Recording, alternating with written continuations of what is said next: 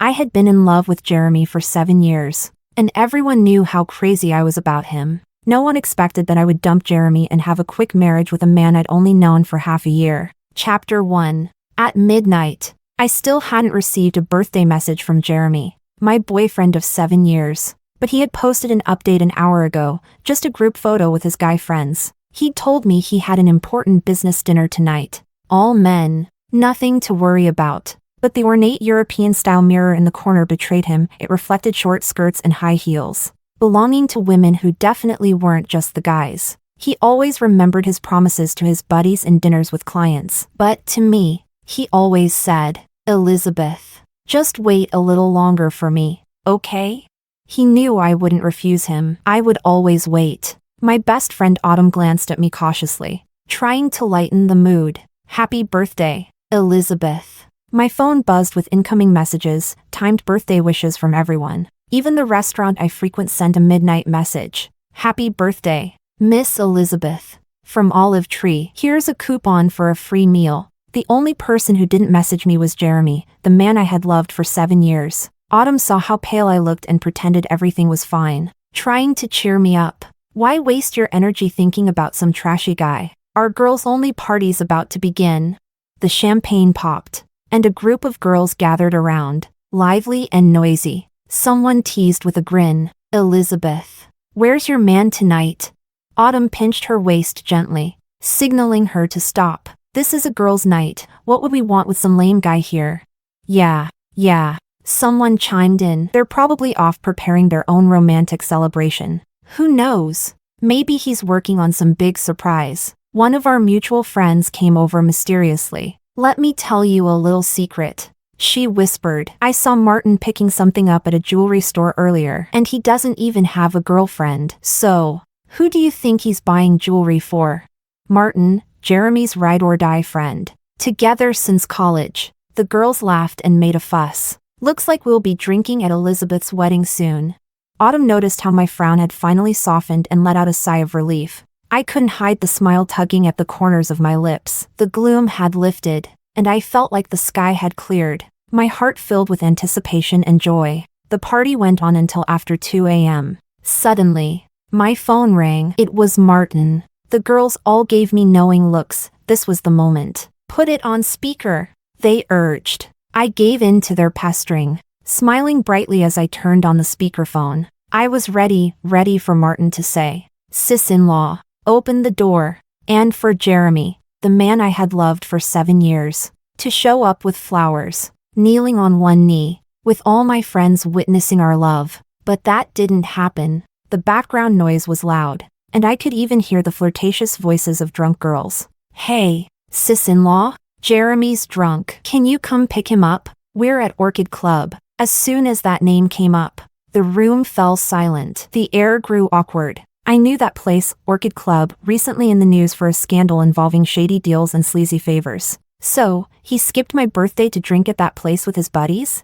Chapter 2. I turned down Autumn's offer to go with me and drove alone, heading straight to the club Martin had mentioned. The streetlights cast a dim glow ahead, making everything feel especially lonely. It was my birthday, and he was out drinking. I couldn't stop thinking about our first year together. That year, on my birthday, it went exactly like this. I had a small party with my close friends first, then planned to spend the rest of the night alone with Jeremy. He was busy back then, too. After the party, when I came downstairs, I saw him waiting outside. He said he wanted to treat me and my friends to dinner. He was a senior in college at the time. Everyone knew him as the untouchable campus heartthrob. He had arranged an entire day's schedule just to make sure everyone was taken care of. "Thank you all for celebrating Elizabeth's birthday. Having friends like you is Elizabeth's greatest fortune." He had no money back then but still managed to give me a set of branded skincare products, expensive for him at the time. Later, when he was swamped with his startup and I thought he wouldn't make it home for my birthday, he was on a business trip and likely couldn't return in time. I resigned myself to just getting through the day quietly. But at dawn the next morning, he knocked on my door, dust all over his clothes, red veins in his eyes, his handsome face tired and worn, carrying the chill of early dew. He pulled me into his arms. "Happy birthday, my love." How could he say my love with such ease and tenderness? It melted me completely. Why is something he once did so effortlessly now feel like such a luxury? Maybe it was the way I barged into the club alone, like a wife catching her cheating husband in the act. The front desk manager, clearly unnerved by my presence, quickly escorted me to the private room Martin mentioned, staying close behind me, likely afraid I'd cause a scene. I felt a bitter coldness settle in my heart. I had never doubted Jeremy before, but now I couldn't stop wondering, how many nights in the past, when he didn't come home, had he been in places like this? The manager opened the door. There was nothing scandalous to see, not even a woman in sight. He let out a breath of relief. Most of the guests had already left. A few of Jeremy's close buddies stood up to greet me. Hey, sis-in-law. Evening, sis-in-law. These were the same guys who'd built their businesses with Jeremy from the ground up, even though they were all accomplished in their own right now. In front of me, they acted like kids caught doing something wrong. We were close, almost like siblings. But now, seeing me walk in with a stone-cold face, they didn't dare make a sound. Jeremy was passed out on the couch, eyes closed, quiet and obedient, so much like how he used to be when we first met. I shot them a glare. I'll deal with you guys later. I told them to help me get Jeremy to the car. A few half-drunk, clumsy men scrambled to lift him. Just then, the door burst open. A young girl in skimpy clothes rushed in. Sorry, boss. I left my bag in here. Her bag was right behind Jeremy on the couch. That last sliver of hope in my heart vanished completely. Chapter 3. Jeremy had been helped into the passenger seat. The seat was reclined, and he was sleeping peacefully. I stood beside the car, leaning against it, staring at the dark sky. Even at night, the streets of City C were still alive with traffic, busy, never resting. Martin stood beside me, head bowed, stammering through an explanation. The place was chosen by the business partner. He also brought the girls. It was all just for show. None of us dared get involved with that kind of stuff. I swear, if Jeremy hadn't gotten drunk, the party wouldn't have ended even by 3 a.m. I just felt irritated, reaching into the pocket of Jeremy's suit jacket. I found half a pack of cigarettes. I pulled one out and held it out toward Martin. He reached to take it, but I slapped his hand away. Light it. Martin blinked at me in surprise. I frowned. No lighter? I got one. Martin fumbled through several pockets before finally pulling out a windproof lighter. His hands trembled a bit as he lit the cigarette for me. The smoke curled upward. I lit the cigarette but didn't smoke it, just let it burn slowly between my fingers. What exactly do you mean by just for show? Martin stammered again. We just drank a little. Drank? How did you drink? You guys invited girls just to toast with? How far did it go? Sitting on laps? Arms around the waist? Kissing? Maybe he realized I was really angry, because Martin stopped pretending. No, really. Nothing happened. There were girls next to us. Sure, but none of us touched them. Jeremy stayed in the corner the whole time. No girl could get near him. The cigarette had burned down to the filter. I suddenly felt calm again. I nodded, turned, and got in the driver's seat. Just as I was about to pull away, Martin bent down beside the window. Liz.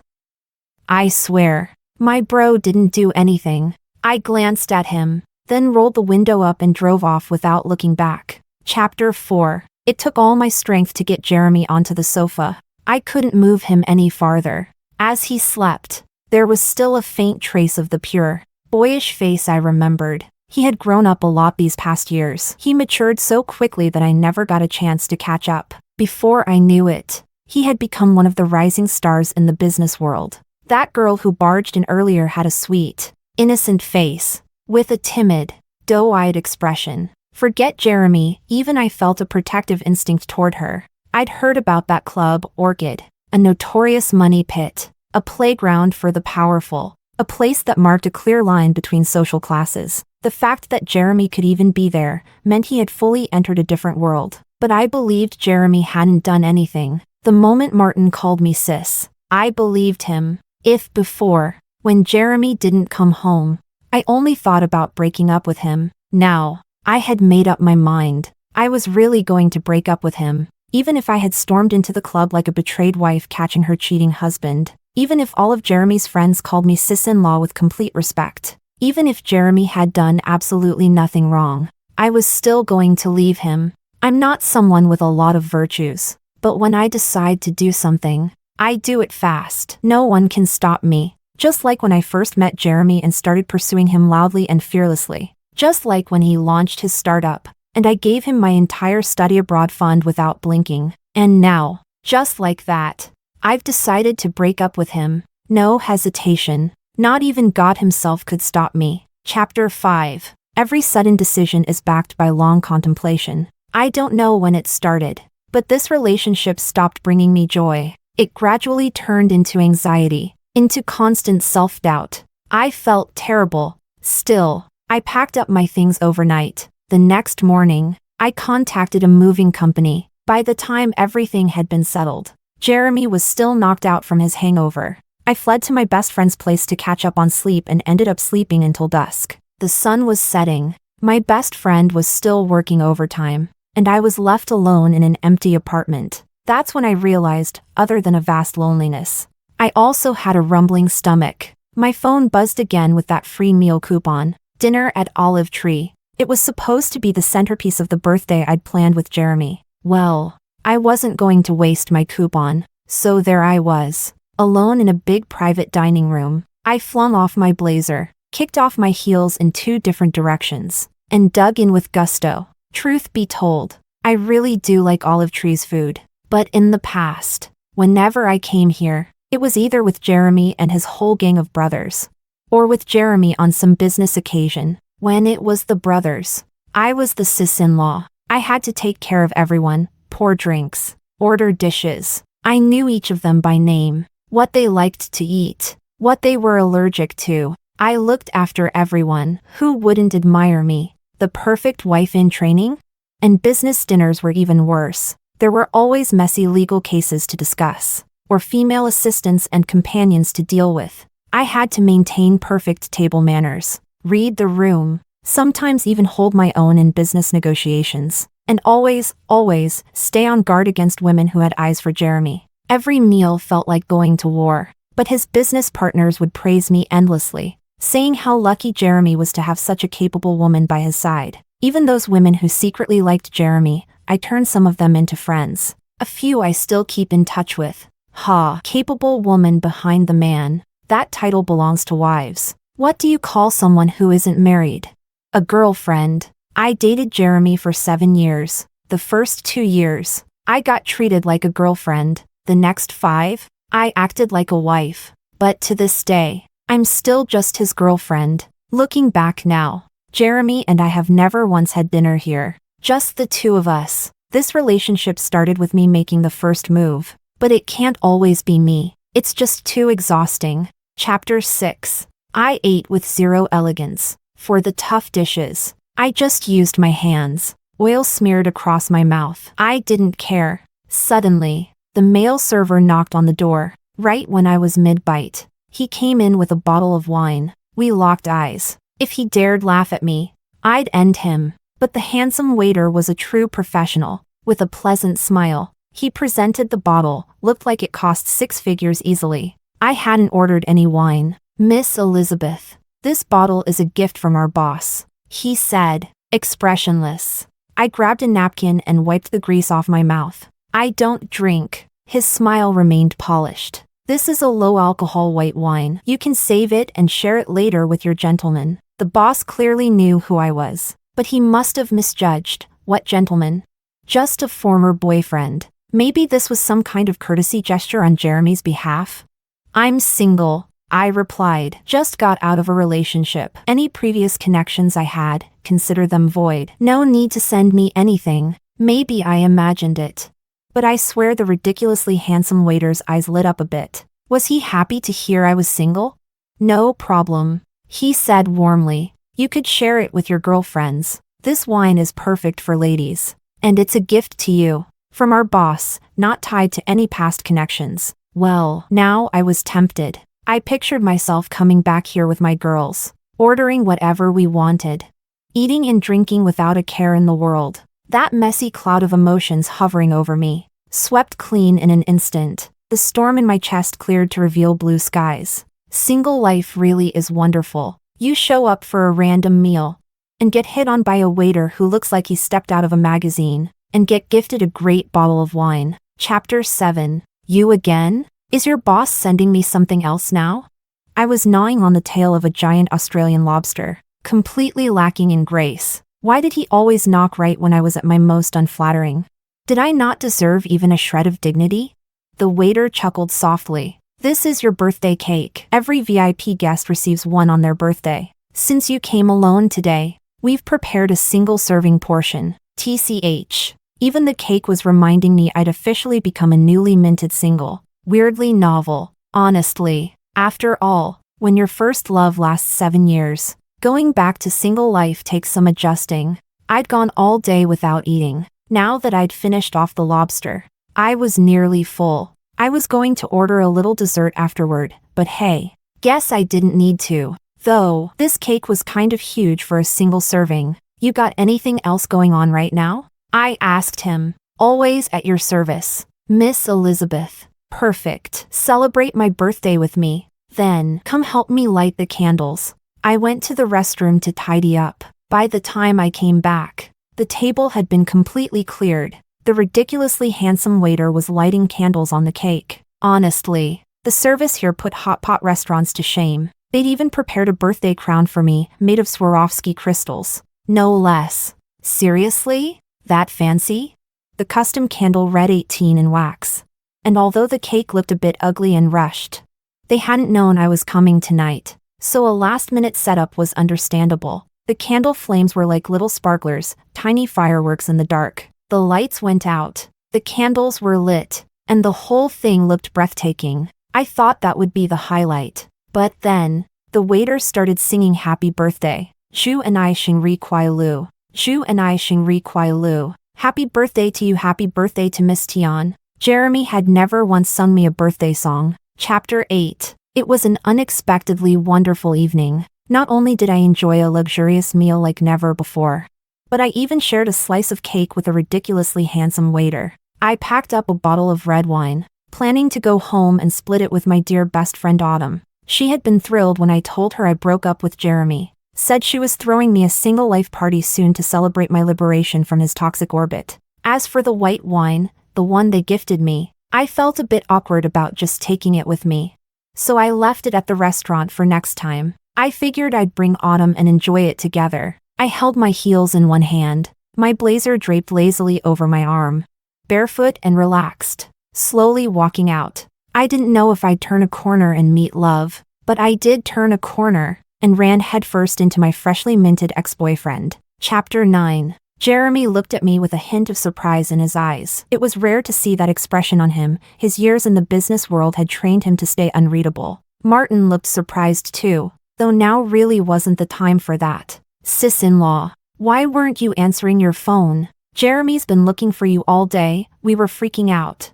I flipped my hair, my earrings chiming lightly. Looking for me? What for? I forgot to charge my phone. I'm 25. Not some kid who gets lost. Oh, right, Jeremy and I broke up, so don't call me sis-in-law anymore. I'm actually 2 years younger than you. Just keep calling me little Elizabeth. I patted his shoulder. No hard feelings. Business didn't work out, but we can still be cool, right?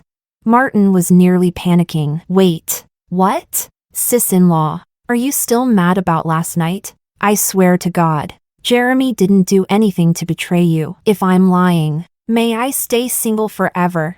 I laughed. Seriously? That's how far you're willing to go? Martin suddenly felt a wave of unease. The calmer I acted, the more it proved I had really let go. And that was exactly what he didn't want to see. Since Jeremy started his business, the woman by his side had never changed. Back when things were tough, it was just a bunch of guys barely able to take care of themselves, so I handled everything. Meals, laundry, everything. Who hadn't been scolded by me? Who didn't respect me deep down? To Martin, me breaking up with Jeremy was like his parents getting divorced. Elizabeth, let's go home first. We need to talk, Jeremy said, his voice still hoarse from a hangover. Talking's fine, but going home? No thanks. I have plans with Autumn. I turned to leave, clutching a bottle of red wine. But Jeremy grabbed my arm. Elizabeth, come back with me. My head hurts so much. I pried his hand off. Jeremy, I don't want to go home today. I'll call you tomorrow. Let's talk then, end things properly. I don't want to end it. His face twisted with a rare flash of desperation. Was he still drunk? Let's talk tomorrow. I'm leaving. Getting into a messy argument here would be anything but rational. Don't go. Sis-in-law, can't we just talk it through? Martin tried to stop me. Panic rising, this was happening too fast. And somehow it felt even more catastrophic than the worst financial crisis he'd ever dealt with. I dodged his hand, but the wine bottle I was holding slipped from my arm and hit the ground. Red wine splashed everywhere, staining the white floor and my bare legs with a shocking splash of crimson. My foot stung, and the first thing that came to mind was, thank God I didn't pack that bottle of white wine too. 6 figures worth of liquid down the drain would have been a crime. I really was a woman of foresight. Chapter 10.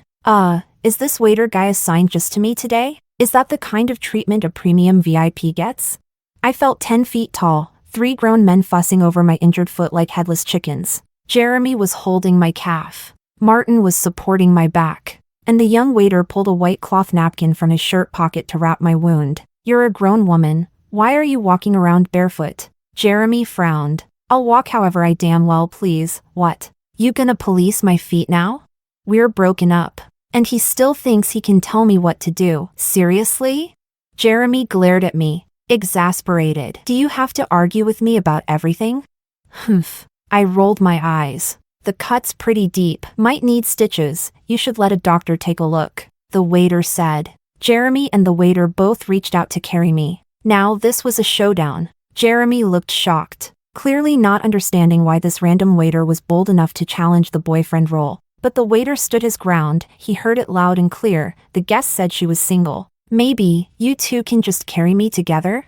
Jeremy still carried that main guy aura. He reached for my waist. But I dodged and clung onto the waiter's shoulder instead. Elizabeth, stop messing around. Your foot's bleeding. Hey, don't touch me. We broke up. Respect the boundaries. Jeremy looked like he was about to laugh from sheer frustration. Elizabeth. Even criminals get a trial. You're handing down a death sentence without due process. Don't I get a chance to appeal? Well, I don't want you to carry me. Nope. Then let Martin do it. Jeremy backed off. I was about to keep arguing, but Jeremy finally snapped. Stop being difficult. Your foot is covered in blood. Doesn't it hurt? You wait too long. It gets infected. It scars. And then what? Gonna cry about it later? Fine. Jerk. Martin it is. Steady now. You've been drinking a lot. I can tell you're kind of worn out. I said, eyeing Martin's dark circles. Martin, stung by that, tried to prove he wasn't weak. He took off at a brisk pace like he was carrying a sack of feathers. See that? Sis? I'm steady as a rock. Who's worn out? I pretended not to notice him breathing like a steam engine. Chapter 11. Martin was driving. Jeremy and the waiter sat on either side of me in the back seat. Who is he? Why is he tagging along? Jeremy's eyes were practically spitting fire as he looked at the waiter. I turned to the guy. What's your name? Oliver. You didn't even know his name and you were ready to let him carry you? Jeremy looked like he was about to explode. Well, now I know. Elizabeth. What the hell are you doing? I'm not even out of the picture yet and you're already looking for someone else? I went quiet for a moment. Then I said, I'll do whatever I want. If you don't like it, go call the cops. The law only protects marriages, not relationships. Oliver was a gem, even knew how to twist the knife. Jeremy was so furious he turned his head and stared out the window in silence. Chapter 12. Luckily, I didn't need stitches, though the doctor said there'd probably be a scar. After cleaning and dressing the wound, he reminded me to change the bandages regularly and come back for a follow-up in a week. I really didn't want to go back with Jeremy. All right. Let Martin take me to Autumn's place. Everyone else, just go. Maybe I made my resistance a bit too obvious. Jeremy didn't push me. Where did you move your stuff to?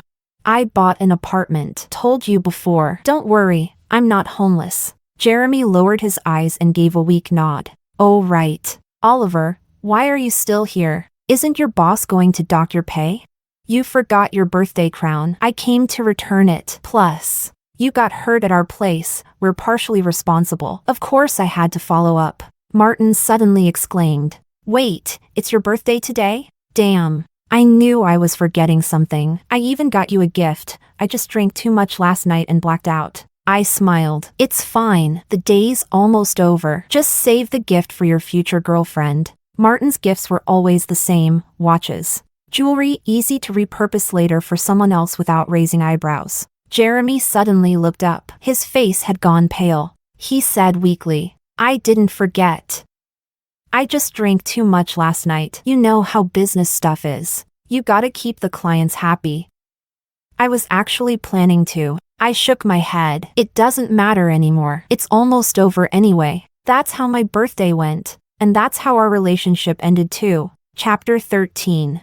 I honestly wanted to give Oliver a medal. This wasn't hot pot restaurant level service. This was precision care service. Not only did they reimburse all my medical expenses, but they also covered my meals while I was recovering every day. Food was delivered right on time, so considered it was almost embarrassing. And guess who delivered the meals? Oliver. Miss Elizabeth. My boss asked me to take care of you. Looking at this glowing, runway model level guy in front of me, I couldn't help but spit out the sip of water I'd just taken. Take care of me? What does this have to do with you? You don't owe me anything. Is your boss giving you grief or what? No, nothing like that. He just said this matters under my responsibility now. From your meals to your bandage changes to carrying water jugs until you're fully healed. I'm all yours. This was awkward. Service to this degree? They're literally assigning me a personal waiter for in-home care? No, really. That's not necessary. Go back. Please. I tried to reason with him gently. Oliver blinked innocently. Boss said if I come, I get paid. If I don't, he docks my pay. So, beautiful lady, can you really stand to let a guy this good-looking lose money? This guy seriously just walked right through my front door. Just as I hit a dry spell, they sent me this dazzling hottie right to my doorstep. Are they trying to tempt me into misbehaving? So, do you still want me? How could I not? Chapter 14. Jeremy sent me a WeChat message. Is your foot feeling any better? Still hurting? I can make you some pork rib soup. For a moment, I couldn't tell if that was genuine concern or passive-aggressive sarcasm. There was something about that message that just screamed, you are what you eat. And somehow, that made it feel really bleak. I almost wanted to cry. He treats me so well, so why can't we make it work? To be honest, Jeremy really was a good partner. For 7 straight years, he never once failed to come home at night. Never once skipped a good morning kiss. He really was Mr. Perfect. Even now, I still believe I had exceptional taste to have found such a treasure like Jeremy. But that's the thing, I just couldn't see where this relationship was heading anymore. Isn't staying the same a good thing? No, it's not. Breaking up with Jeremy was like tearing a piece of flesh from my own heart. No need. I'm fine. Let's make time to sort out the property division. Jeremy's company, 40% of it was mine. I was the largest shareholder. Jeremy, despite being the so-called boss, only held 20%. If we were going to split, then it needed to be clean. No strings attached. No backup plans. Because I couldn't trust myself not to look back. Now that I had Olive Tree's professionally made pearl pork rib soup, I didn't want to cling to that old slow-simmered, homemade comfort anymore. Chapter 15. I never thought that the first time Jeremy and I would dine at Olive Tree, just the two of us, would be after the breakup. A cozy window-side booth, with a view of Sea City's sparkling skyline and the occasional cruise ship gliding through the river in the distance. I was wheeled in by Oliver. Thank you again, Olive Tree Hot Pot Restaurant, for your precision care service. Sincerely grateful. I brought all the documents. You can take them home, read through everything, sign them, and just send them back to me, Elizabeth. Jeremy cut me off. Can we not talk about this right now? I want to know why you're really breaking up with me. He glanced at Oliver. Mr. Oliver, could you give us a moment? I'm responsible for Miss Elizabeth's care. She's still recovering and can't move easily. I need to be around to prevent any secondary injuries. Elizabeth. We haven't officially broken up yet. Jeremy ignored him completely, just like the day I went to pick him up. He wore that unshakable main partner energy, laced with a not-so-subtle hint of jealousy. Oliver, go wait outside. There won't be any secondary injuries. If I need you, I'll call. Feel free to order something for yourself, whatever you want. I'll cover it. Oliver nodded obediently. No need for that. If you need me, just call. He really knew how to play the part, even with that dazzling face. When he spoke those words, he looked just like a polite, well-mannered younger brother. Of course, not the Martin kind. Jeremy, on the other hand, felt like every fiber of Oliver's being, down to the stitching on his clothes, was silently screaming homewrecker, acting innocent while clearly up to no good. Chapter 16. I don't think there's anything wrong with our relationship. Elizabeth, you're giving me the death sentence. I just want to know the crime. I looked into his earnest, burning eyes, but all I felt was a heavy block pressing on my chest. A crime? Let me think. There's no crime. I just have a few questions. Jeremy's fingers twitched. He was clearly anxious now. If I had just listed all my frustrations, he might have been able to respond, to argue his case, to try and fix things. But questions? Questions only hurt if you already know the answers and ignored them anyway. He hadn't slept at all last night. He'd spent the whole time reflecting, analyzing where things went wrong in our relationship, but he couldn't come up with anything, because in his mind, his love was solid, unwavering, and flawless. Jeremy, I just want to know, have you ever actually planned our future? Of course I have. Don't be so quick to answer. If you did, then tell me, when were we getting married? When would we have kids? When were you going to take me to meet your parents? What kind of rings would we get? What kind of wedding dress? What kind of date would we pick for the ceremony? And where would we hold it? Who would be invited to the wedding? When were you going to visit my parents and formally propose?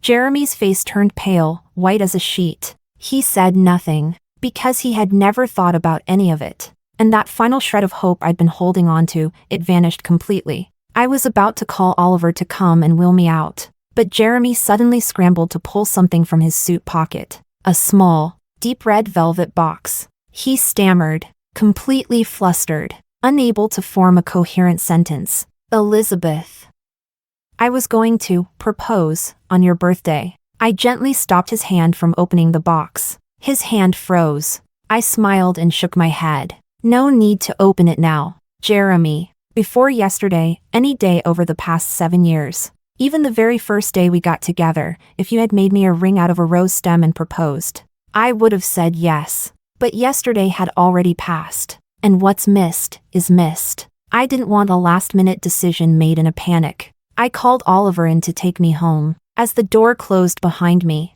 Jeremy slumped into the chair, staring out the window, lost in thought. At some point, a single tear fell from his chin and extinguished the tiny spark between his fingers, leaving behind only a lap full of ashes and a thin trail of smoke. He pulled out the ring. He had started preparing it a year ago, but it was given at the wrong time, even if it was just a day too late. It still wouldn't make a difference. He had always believed their love could withstand anything, that if their bond was strong enough, it didn't need tending. He believed a man should be responsible, should wait until he could give her everything before building a life together. What he never considered was that Elizabeth never needed luxury or financial security. What she needed was a promise of the future, a life soaked in love, not money. There were many things Elizabeth never knew, and he never planned to tell her. Not before, not now. Back when he had nothing but dignity and pride, he still couldn't bring himself to beg for her to stay.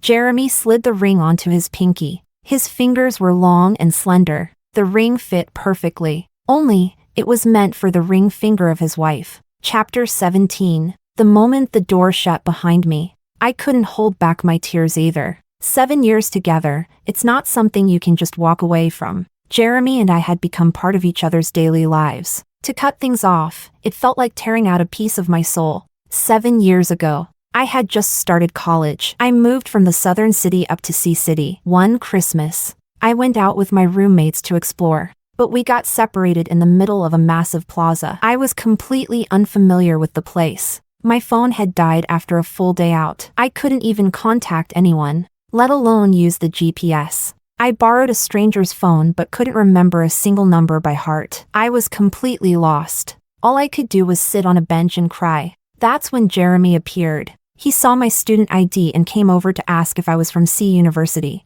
Even back then, he had the instincts of a businessman. It was Christmas Eve, and tons of couples were out on dates. He was selling Roseanne apple bundles that had already sold out. He was a real businessman. Bundling like that made it seem like a deal, even if the price was outrageous. By then, he only had a few slightly wilted roses left. The apples and wrapping paper were gone. So, he bought a newspaper from a kiosk for $1.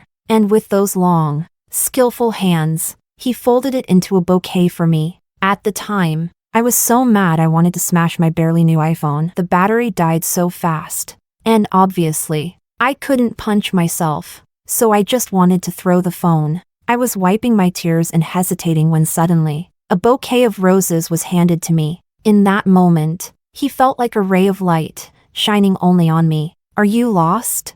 He had such sharp instincts. Just walked over randomly and picked up a girlfriend. Turns out he was also from C University, a senior. He had just sold the last of his stock and folded up his empty little cart. So he took me back to campus on the way. I had barely stepped through the door when Autumn came bouncing in, all hyped up about running into the cold and distant campus prince on her way home. From her description, it was clearly the same senior who had just walked me back. When she saw the bouquet in my hands, she practically leapt into the air like Tigger. It's not even Valentine's Day. Has the matchmaker god decided to fast-track you?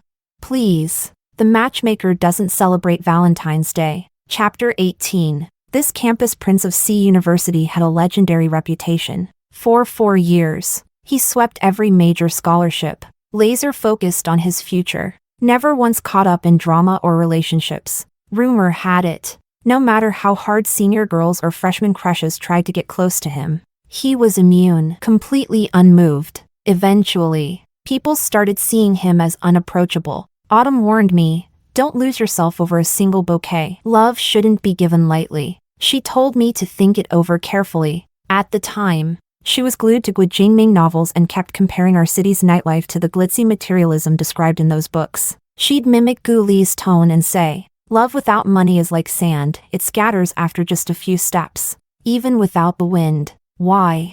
Because the campus prince was poor. That was his ultimate rejection weapon, used on countless rich girls from C City. It worked like a charm. So many gave up and never looked back. Jeremy really was poor. He studied software engineering, and every bit of his free time during college was spent taking on freelance projects. He ate in the cafeteria for all 4 years. In a city like C, he was an outlier, totally immune to the flashy lifestyle. But he was honestly poor. No shame, no apology, just poor with dignity. I didn't care. I was going to chase him anyway. He had won so many awards in college. He was kind of a campus celeb. And me? I was just a clueless freshman charging forward without hesitation. I chased him hard, waiting downstairs at the guy's dorm regularly. Autumn would constantly roast me. Do you know how many people are asking about you? How many are betting you'll give up in a week? They all think you'll turn around the moment you get burned. But I didn't give up. I didn't turn back. And guess what? I actually caught the untouchable campus prince. Chapter 19. Jeremy confessed to me. I have nothing. Everything I earned went into paying off my family's debt. Even so, would you still want to be with me? I thought for a moment and asked, how much of the debt is left? And will there be any follow-up issues once it's cleared? Jeremy smiled and shook his head. It's all paid off, and there's nothing else to deal with. Then what's there to worry about?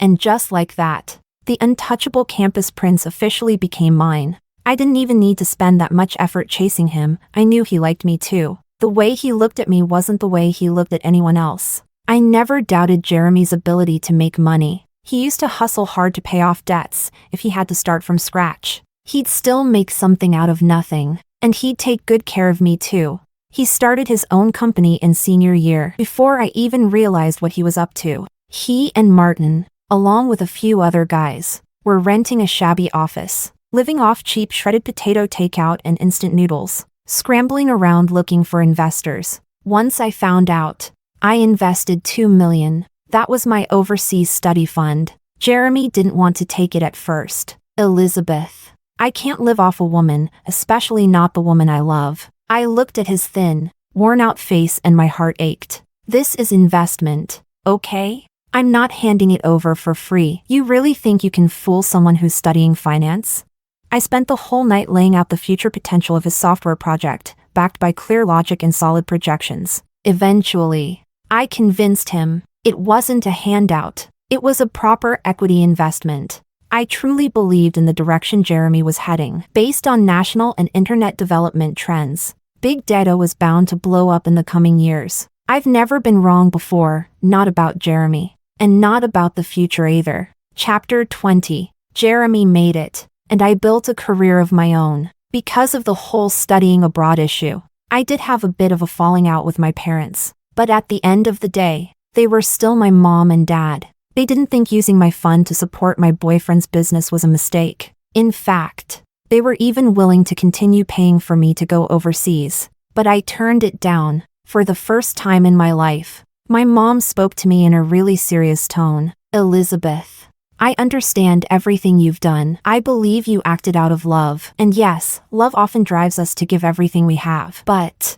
I will never support you changing your life plans, your future, or even yourself. For a man, the most important thing in love is staying clear-headed. But I didn't feel like I'd changed at all. After graduation, I started at the bottom in my parents' company. Meanwhile, Jeremy's forward-thinking ideas had already made him a rising star in the business world. It wasn't until I returned the $2 million I'd earned from Jeremy's company dividends to my parents that our relationship began to thaw. Not because of the money, but because they finally accepted that maybe my decision back then wasn't such a disaster. Not right, exactly, but at least not totally wrong. Because in my mom's eyes, I should never have changed my life path for anyone, not even my future husband. Helping a man grow into success, to her, was no different than feeding a tiger with your own flesh. To her, I was still a kid, never mind my investing skills. She thought I just got lucky, that I made a bet and happened to win,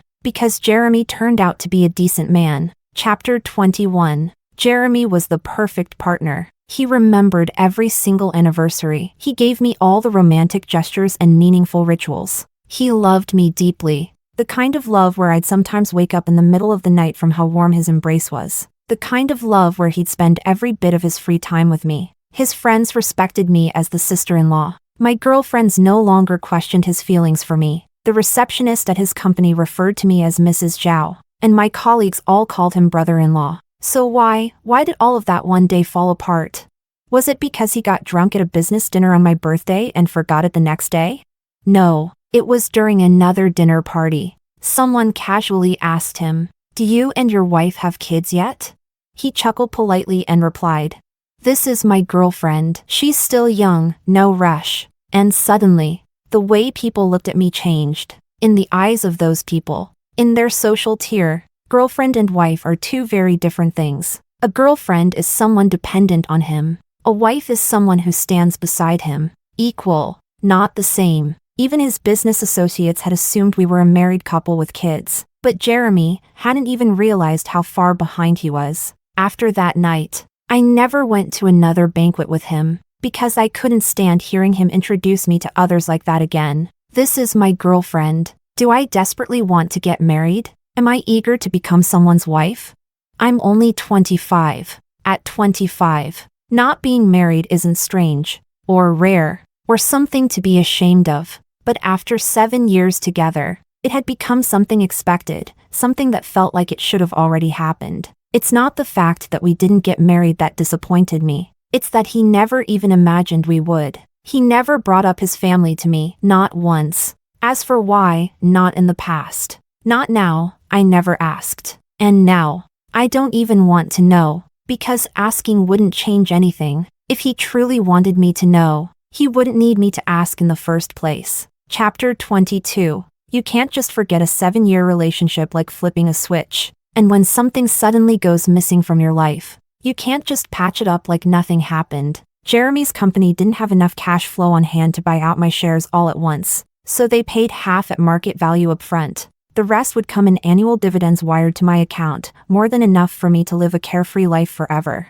Everything had been cleanly severed, and I suddenly realized, In all those 7 years, I never once took a vacation. I barely even went shopping. That study abroad plan I shelved back then? It completely vanished. I couldn't even remember why I'd wanted to go in the first place. Now I was stuck at home recovering, with Oliver pushing me around in a wheelchair. I didn't even have to walk. I made up my mind to forget Jeremy. I quit my job, cut off my social life, and suddenly found myself with nothing to do. No idea what came next. Autumn, worried I was spiraling after the breakup, showed up with barbecue and concern, only to find me living the life of luxury, completely unbothered, nowhere near the devastated ex she was expecting. And on top of that, I had my own personal hot young butler. The envy in her eyes was almost tangible. Elizabeth, it's the 21st century. Why are you living like some feudal princess? Keep this up and you'll forget how to go to the bathroom by yourself.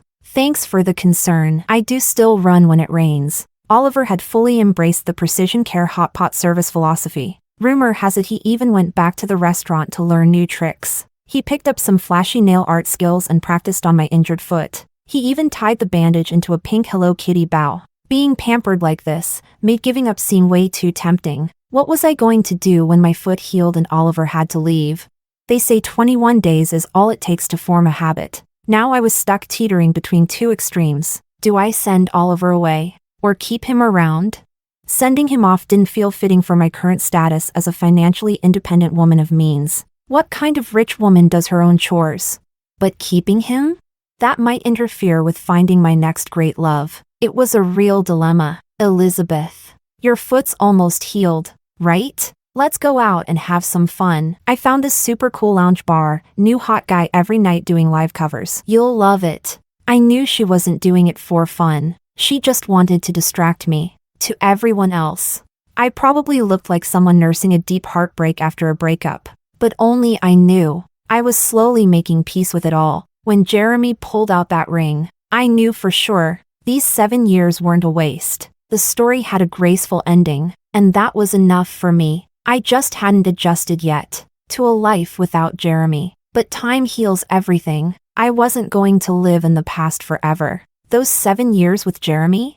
I didn't regret a second. In fact, I was lucky. The memories were still beautiful, but life moves forward, and I still have many more 7-year chapters to write. Miss, you're still recovering. No alcohol. Oliver was busy gluing rhinestones onto my toes. Autumn narrowed her eyes. Hey, pretty boy, why do you act like Elizabeth's butler or something? Maybe it's just a girl thing, a weird sixth sense. There's always a little territorial tension when it comes to the men around your best friend. Oliver smiled gently. If she'll have me, I'd be honored. Okay, what the hell was that? Why did that sound so suggestive? Could he be after my money? I mean, how many hot guys can truly resist the temptation of a young, single rich woman? Chapter 23. One trip to that lounge bar turned out to be unexpectedly enlightening. Turns out, Oliver isn't after my money. This rich kid was just slumming it for fun, playing a full-on cosplay of loyal servant. Everything was going just fine until someone suddenly walked up and greeted him. Boss Oliver, you came and didn't even let us know? How can we let you spend money at your own brother's place? Click. Lightning fast connection. Olive Tree and Oliver. Now the name made sense. So that's why it felt like more than just a coincidence. Oliver, who was usually so smooth and charming in social situations, completely froze. That beautiful face of his was twitching into an awkward smile, like a guilty kid caught red-handed. While exchanging pleasantries, he kept sneaking glances at me. His looks were so obvious. The guy talking to him finally noticed me too. Oh, dining out with your girlfriend. Huh? I won't bother you too. Mr. Oliver has good taste. Eat, drink, enjoy, this meal's on me. Let's all catch up properly next time. When they finally walked off, I looked over at him and said casually, Mr. Oliver. Huh? Must have been tough for someone of your status to humble yourself and serve me these past few days. Oliver looked like he was about to cry. That whole butler image? Gone. I was honestly curious. Why the face? I'm not that scary. Come on. Sit. I really want to know. What was this? Some kind of secret identity mission to experience the real world? I swear I wasn't trying to be sarcastic, but judging from Oliver's reaction, that's definitely how it landed. He was probably younger than me, only a few years out of school, and clearly not used to teasing. His face turned red all the way to the tips of his ears. I just wanted to chase you. Pretty big sis. I like you. A direct confession. Sometimes being straightforward works better than dancing around the edges. It's the most honest, most obvious way to show interest. I hated those ambiguous games. You like someone? Say it. Like them so much you're willing to risk it all? Even better. For younger girls, maybe that kind of subtle flirtation works. But me?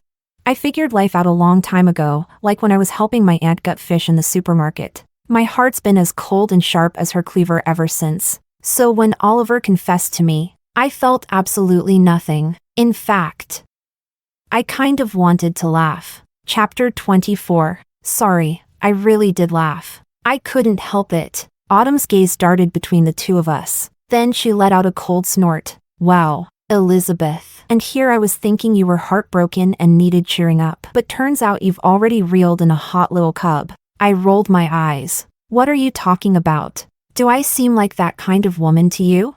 How would I know if you are or not? Elizabeth, you've changed. You're not the woman I used to know. You've devolved from badass CEO to spoiled rich housewife. Autumn, I'm rich, and I worked for it. There was a time when women needed to build empires with their bare hands, but now? I could eat myself into the grave and still not go broke. I stared her down, cool as ice. People change. That's just how it is. Oliver, bless his heart, didn't stand a chance in the face of our back and forth. But he was persistent, still chasing me. I honestly thought he'd give up after that night. But nope, he came back even more prepared. Dearest Miss Elizabeth, may I offer you the services of a personal butler? Home delivery. Fair pricing. No scams. You've already completed your free trial. So, are you satisfied? I gave him a polite but icy smile. Satisfied, but not interested. With little flings like this, it's best to be quick and clean, cut the threads before they tangle. I was about to close the door, when one long hand reached out and gripped the doorframe. I brought creamy fish fillets and pearl pork rib soup. Come in. No hidden meaning. I was just hungry. Chapter 25. I turned Oliver down, but it was like he didn't even register the rejection. Every single day, he came over with delicious food, did the laundry, cooked, cleaned, meticulous and thoughtful. Even Cinderella couldn't compete with this level of domestic devotion. To win a woman's heart, you have to win her stomach first, Oliver said. Can't lie, he did get the point. But seriously, how is he this good at cooking? Sis, Olive Tree is actually my family's private kitchen. Recipes passed down from father to son, strictly no outside franchises. He said this while wearing an apron, his broad shoulders and narrow waist on full display, those long legs propping him up like a model. For a second, I thought, maybe my kitchen was too small for this man. All your favorite dishes? They're my specialties. You sure you don't want to just take me home? Excuse me, he's already in my home. Sure, the food was delicious. But that didn't stop me from giving him a cold brush off. You keep making the same few dishes, no matter how much I love them. They'll get boring eventually. That's okay. I'll just keep learning new ones. Okay. I admit it, I started to waver a little. Who could resist a gorgeous, talented younger man who looks like that and cooks like a dream? At first, I thought I couldn't. But now? Turns out I totally could. Like I told Autumn, people change. And as long as you're not changing for someone else, you can transform as many times as you want. Even 72 times. Chapter 26. When Autumn found out Oliver and I were together, her face didn't even twitch. Just hit me with cold sarcasm. I knew this was how it would end. Ugh, women. She was just jealous I had a boyfriend and she didn't. Autumn always bragged about having 18 boyfriends. Still haven't seen one of them in person. Being with Oliver wasn't some impulsive rebound. He's 23, just finished grad school, and already facing serious pressure from his family to get married. Turns out, he's got a childhood friend, basically the golden child match in his family's eyes. His relatives had everything planned, the perfect couple, ready to get engaged this year. But Oliver was firmly against it. No way am I marrying her. She doesn't even like me. I don't get it. What century are we in that people are still trying to arrange marriages? Apparently, his so-called childhood sweetheart used him as a scapegoat, got pregnant by her boyfriend and didn't want her family to find out, so she begged Oliver to accompany her to the abortion clinic. Unfortunately, the doctor was a family acquaintance, and word got back to Oliver's grandfather. Boom! At age 23, Oliver was suddenly on the chopping block, forced into a marriage he didn't want. I took a sip of the pork rib soup he made, rich but not greasy. I could drink this every day and never get tired of it. So, what, you're looking to get married now? Oliver looked up at me. Not at all. When I'm with other people, I can't see any kind of future. Just the thought of spending decades with them makes everything feel blank. But with you, it's different. I get excited cooking for you every day. I've even imagined us honeymooning in France, feeding pigeons in a plaza, and if you're willing, maybe we could have a little girl someday. You'd pick the full name. I'd call her Candy. Ugh. Who said anything about having your baby? I bit into a rib, but I might consider dating you. Oliver literally jumped up. He looked just like Tigger. Honestly, I was starting to wonder if all the people around me were secretly cartoon characters come to life. Chapter 27. Oliver's efficiency was insanely high. Less than 2 weeks into dating, I was already meeting his family at the Olive Tree Cafe. I had expected his family to be matchmaking him with his childhood sweetheart, basically trying to keep it in the family, so I figured they wouldn't be too fond of me. Not at all. I suspected he had summoned every aunt and great-aunt he could find. He stood next to me, skillfully introducing me to his many relatives. He was effortlessly exchanging witty comebacks with them like it was second nature. Auntie Lynn, if you've got questions, just ask me. It's Elizabeth's first time meeting you guys. No need to be so fierce. Go away. Who wants to talk to you? Annoying brat. Do I look like a matchmaker asking all these questions? Exactly. Oliver, move aside. We just want to chat with Elizabeth. Get to know her a little. Is that a crime? I kind of agreed. It's not like I have social anxiety. What's a few aunts and great aunts? I've managed to turn love rivals into allies. These aunties were child's play. I did feel like things were moving a bit fast, so I figured I might as well get some inside info on Oliver from these aunties, including the time the handsome golden boy got bitten on the butt by a goose as a kid and ended up with a nasty bruise on his pale, tender little behind. While they were dishing out his childhood dirt, I glanced over at Oliver, who had just walked up, and let my gaze drift down to a certain area. Oliver quickly covered my eyes with his hand. What do you think you're looking at? I'm checking if there's still a goose bite bruise on your perfectly peachy butt. Oliver's face darkened as he abruptly shut down the auntie's tea party. Then he dragged me to a quiet corner and kissed me deeply. Want to know something? I'll tell you myself, sweetheart. The tension was definitely getting steamy, and I was genuinely curious. Your third aunt said you once tore your pants playing basketball and didn't even notice. Is that true?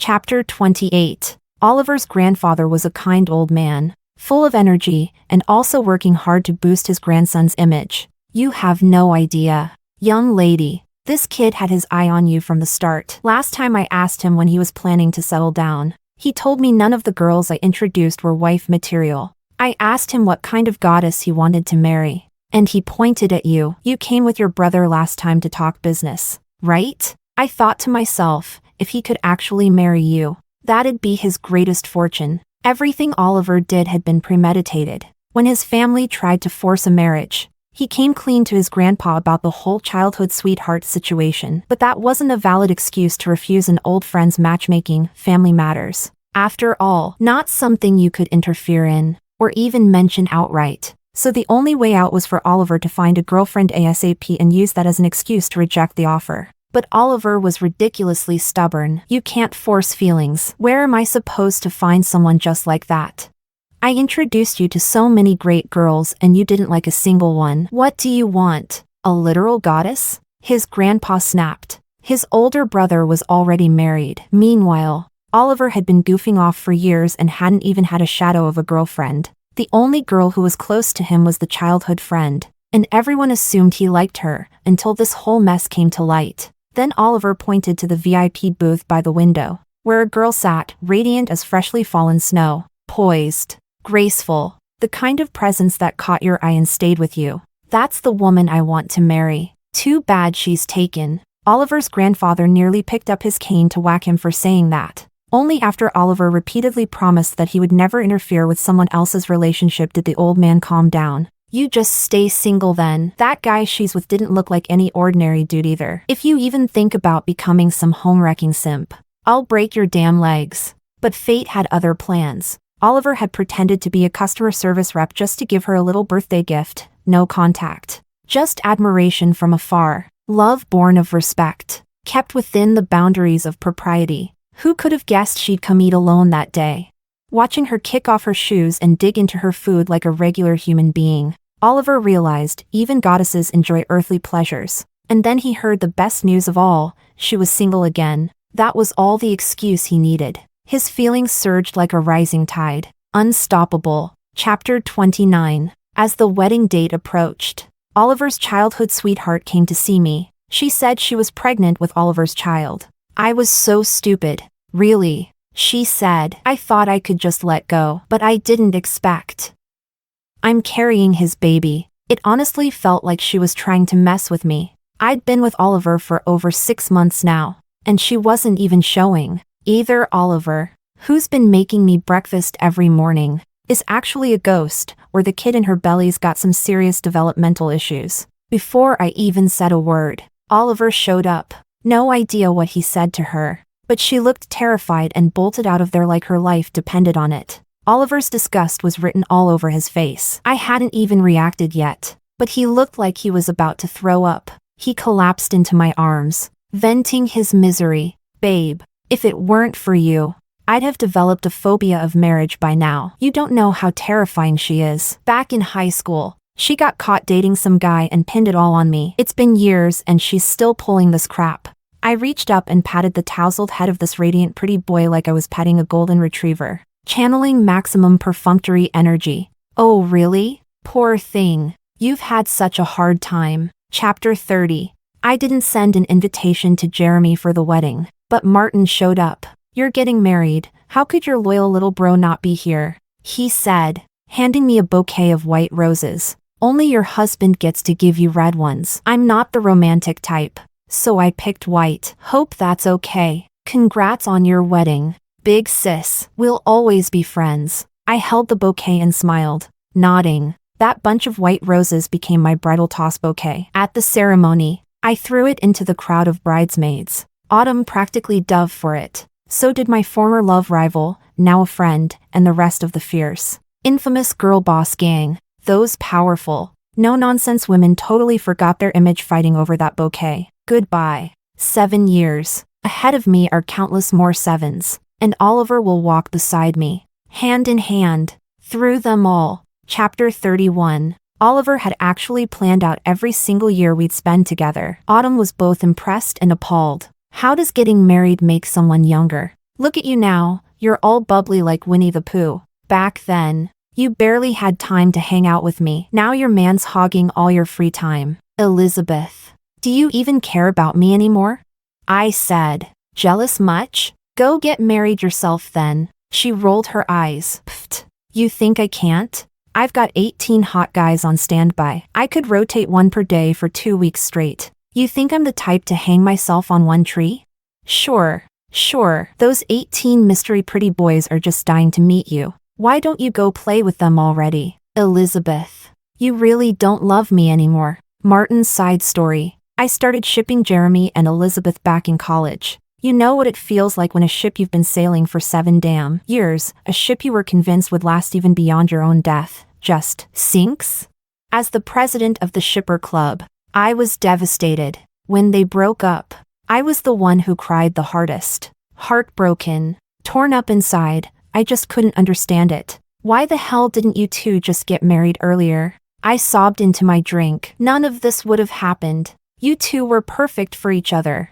Two people clearly in love, yet somehow ending up apart. God, I hated how tight-lipped I'd been. A year ago, Bro asked me to help him plan his proposal and wedding. They were finally going to make it official, and no one was happier than I was. I guarded that secret with my life. I swore to keep quiet, to make it a real surprise. And then later, Again and again. I regretted it. Why couldn't I just be a loudmouth for once? Maybe, just maybe, if I'd let something slip, things would have turned out differently. But you can't say that out loud. If you spill the beans, it's not a proposal anymore. It's not a surprise. All that slow, careful planning, and in the end, this is how it turned out. I watched their entire journey, from college nobodies to titans of industry. My big sis, she really is amazing. She would have made the perfect wife. Back when Jeremy was just starting his business, we were so broke that when we went out to eat,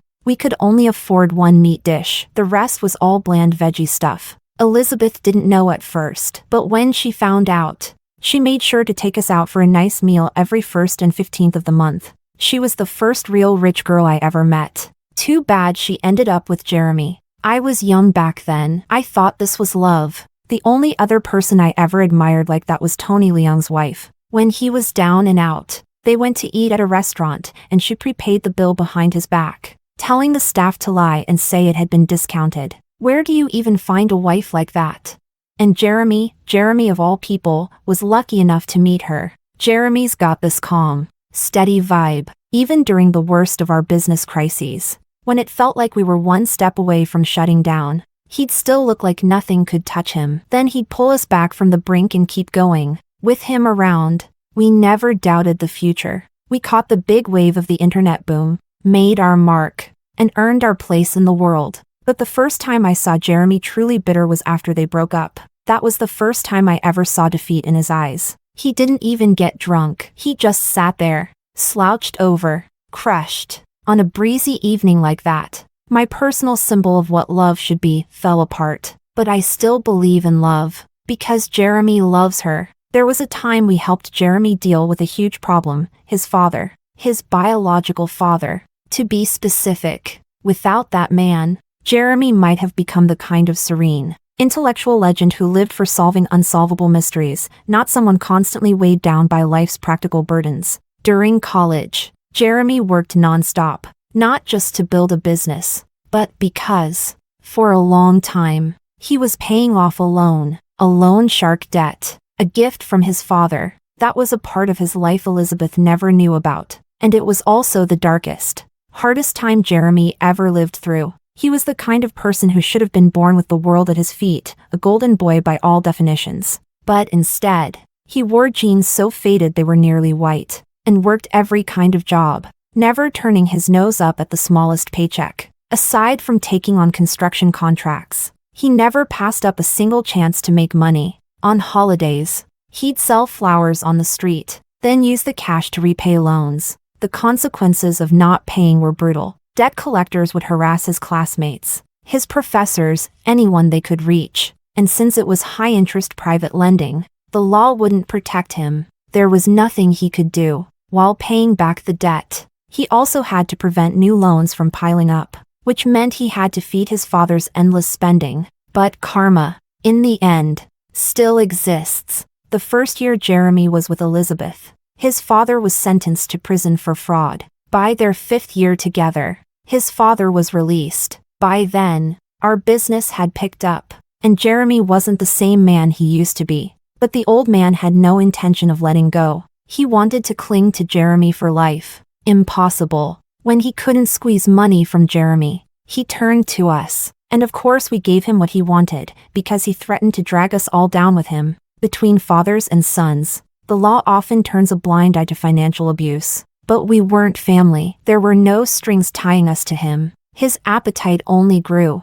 At first, the handouts were enough. But soon even that wasn't satisfying. Then he tried to go after my sister. What he didn't know was, the amount of money he tried to extort from her crossed the threshold for felony-level blackmail. He was already well within the bounds of the law's maximum sentence. That mess was finally put to rest. Jeremy began preparing the proposal, and our business entered a new phase of growth. That night's dinner meeting, it really was unavoidable. We'd all thought it would end after the meal, but the other party dragged it out. In business, the worst thing you can do is leave a deal feeling unfinished. So even if you hate it, you stick around. There's no moral to it. It's just that some people can weather hardship with you, but not share the good times. That's life. Jeremy's world had always been full of uncertainty, and if there was one twist, there could be another. So many things in his life had no definite answer. Just like no one can predict if another toxic family member will show up to wreck his peace. Sometimes I wonder,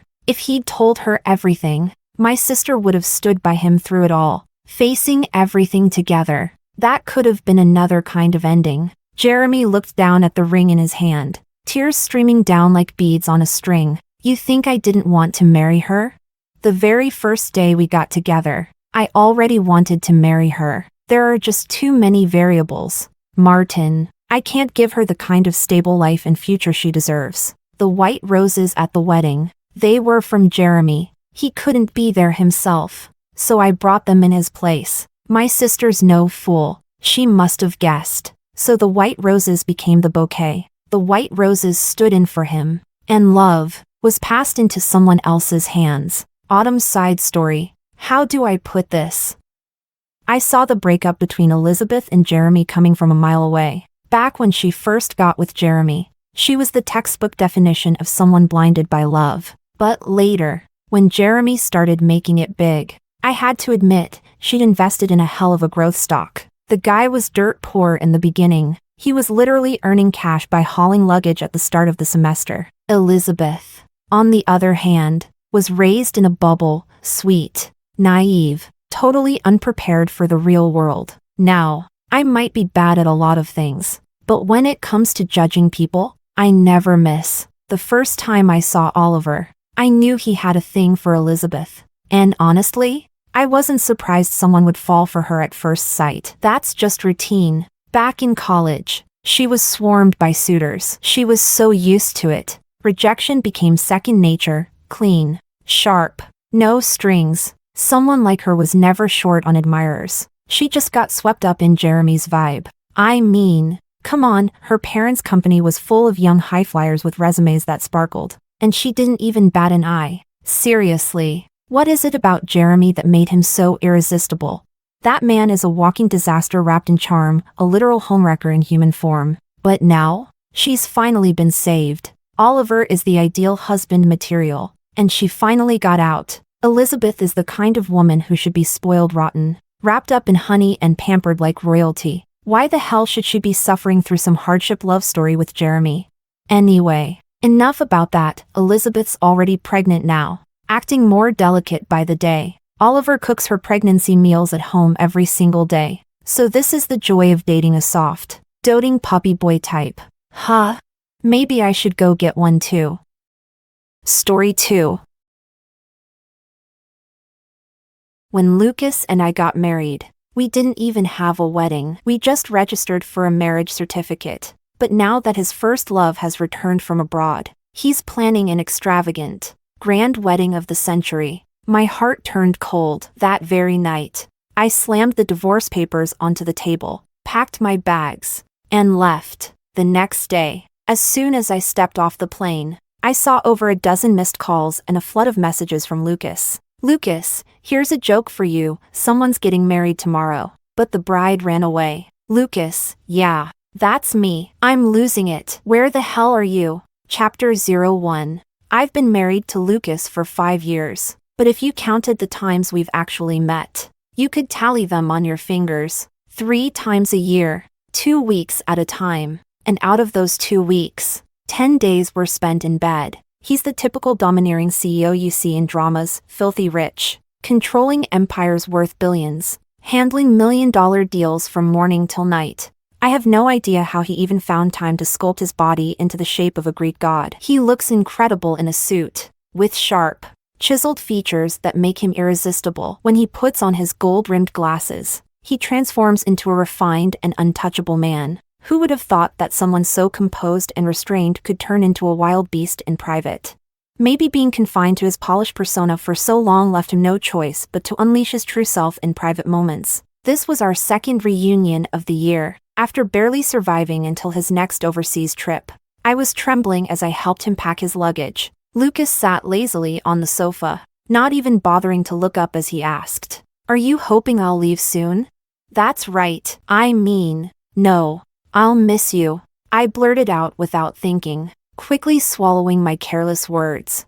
I tried to soften my tone. We spend so little time together. I just want to do something nice for you. Lucas leaned forward, his shadow looming over me. There are plenty of things you can do for me, and packing luggage isn't one of them. Seeing the flicker of desire in his eyes, I almost collapsed right then and there. Ding dong. The doorbell saved me, whoever it was. I made a mental note to light incense and worship them later. It turned out to be Sandra, Lucas's mother. She exuded elegance, her jewelry sparkling even in daylight. One look at her, and it was obvious she was a well-maintained, wealthy lady with refined tastes. Her sharp features bore a striking resemblance to Lucas's. Even if she hadn't arrived just in time to save me, I still would have treated her like royalty. After all, she's the mother of my golden ticket, of course. She deserves to be worshipped. Chapter 02. Strictly speaking, my marriage with him wasn't healthy. We met and got married within 24 hours.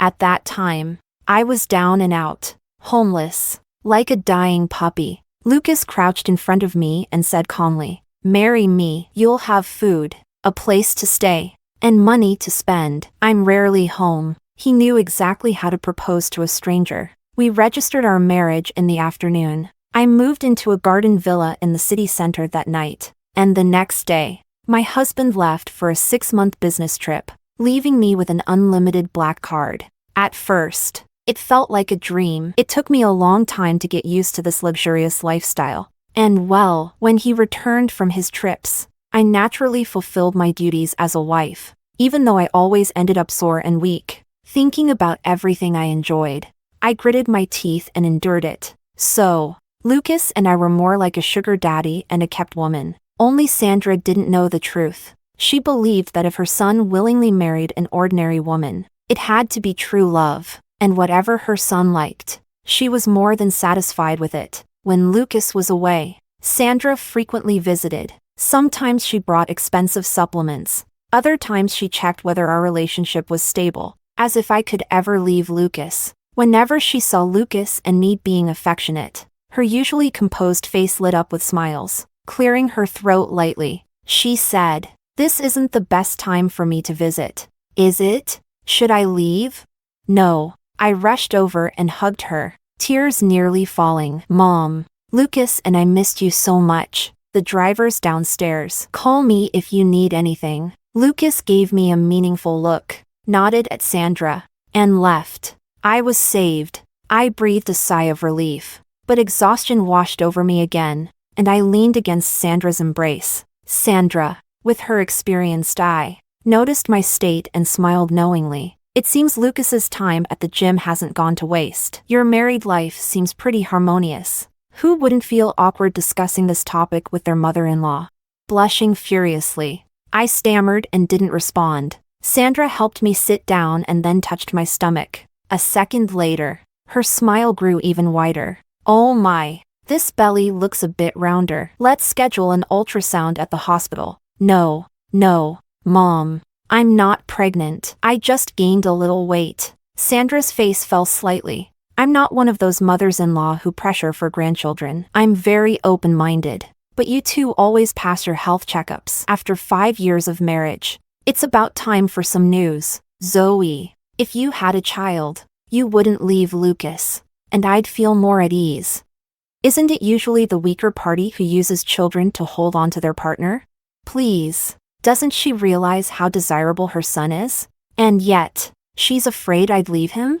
The logic of this mother and son always makes me feel like I'm some prized treasure. But I know very well that I'm not. Whether it's my family or myself, everything about me is broken, even though I once had wings and the chance to soar. Chapter 03. 1 week after Lucas went on his business trip, my long-estranged sister Nicole sent me a message. "Zoe, have you seen today's headlines?" She forwarded a string of news articles, all trending topics about Lucas's latest scandal. #famous actress spotted on same flight as CEO.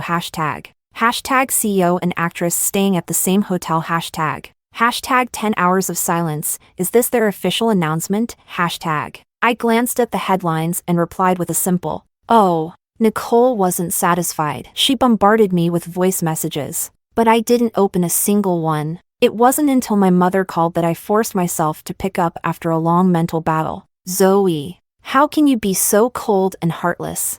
Your sister is stuck in a wheelchair, and she still worries about you. Don't you have any gratitude? She was supposed to marry into wealth, and yet you're the one living the good life without ever showing appreciation. You're nothing but an ungrateful wretch. Her cruel words pulled me back into a whirlpool of pain. Nicole and I are 3 years apart, but my mother has always favored her, firmly believing in raising the elder like a princess and the younger like a peasant. Nicole had designer clothes and attended countless specialized classes. I only got her hand-me-downs. Thankfully, my dad cared for me. When he saw me staring longingly at ballet shoes, he fought with my mom and insisted on enrolling me in dance classes. From then on, ballet became the one thing I excelled at, something I was better at than Nicole. Though Nicole begged to join too, she lacked talent. And for once, I felt secretly proud. I thought, if I became good enough, maybe I could earn the same love Nicole had. But everything ended abruptly when I was 12. On the day of a competition, it rained heavily. A truck overturned and crushed our car on the way to the event.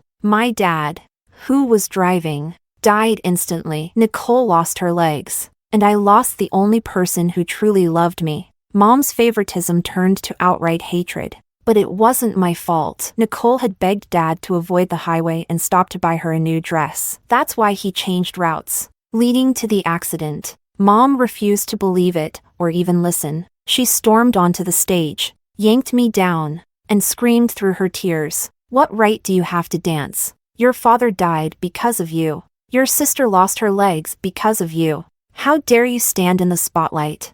Chaos erupted. For the first time, I defied her, ignoring everyone. I danced to the end, because Dad had promised he'd watch me perform and see his beloved daughter shine. But when I looked into the audience, he was no longer there to clap with teary eyes. Nicole couldn't dance anymore, and Mom stopped my lessons too, ignoring pleas from my teacher. "Zoe doesn't deserve to dance. Leave. Stay away from this cursed girl, or you'll be next." Darkness consumed my teenage years. Only when I got into college and moved far away did I finally breathe again. I secretly practiced ballet in the campus studio, hoping Dad could see me. I never abandoned my training. "Dad, if there's another competition, you'll watch, won't you?"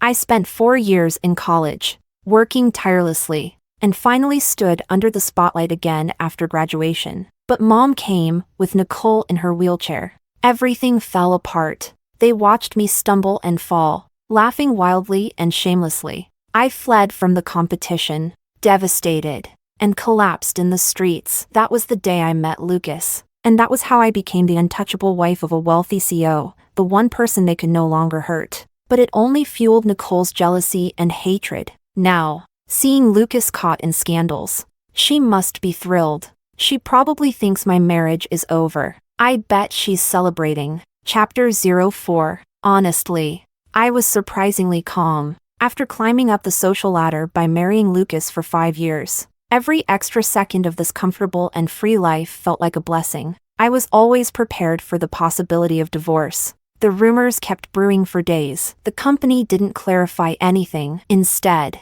they announced that the new product would be endorsed by the very same actress involved in the scandal. While calculating how much Lucas might give me as a breakup settlement, he came back, and there I was, devouring a pork knuckle while streaming his scandal on the big screen, thoroughly enjoying myself. "Your husband's caught in a scandal, and you seem quite happy about it?" Lucas leaned against the doorway, arms crossed, his tone carrying a hint of displeasure. I froze in embarrassment, wiping my greasy hands and mouth. I forced a nervous smile. "I'm actually devastated. Can't you tell? But whether you want me to take care of her during her maternity leave or step aside immediately, I'm fine with either. I'm not ungrateful. After living such a good life for so long, the least I could do was stay understanding and cooperative." Lucas's eyes flickered with an unreadable expression. Then, he tossed aside his suit jacket and loosened his tie with his slender fingers. He strode toward me, when he pulled me into his arms and started kissing my neck,